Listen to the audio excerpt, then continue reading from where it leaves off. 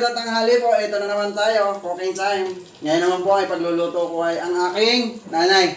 Umahon po ako dito para naman mapagsilbihan ko siya kahit po paano. Sila po ay mga senior citizen kaya dapat natin ipagluto. Okay?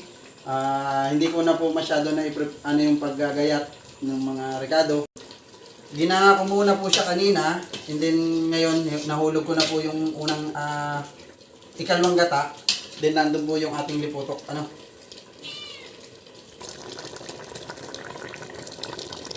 Ngayon naman po, ihuhulog na natin itong ating mustasa. Ito po ang ating gulay lang na lahok. Tipid. Tipid lang yan. Alam niyo naman tayo, nasa bukid ay gata. Siyempre, marami ditong nyug. Yan. Ngayon po, ihuhulog natin itong liputok. Yan. Yan. Oh, lapot. Yan. Shout out po sa ALC Catering Services. Yan. Ito na po siya ngayon, Lapot niya na, ating oras na po, titikman na natin. Pwede na to, tikman na natin to. Kuha lang tayo ng tikman natin. Pwede na to.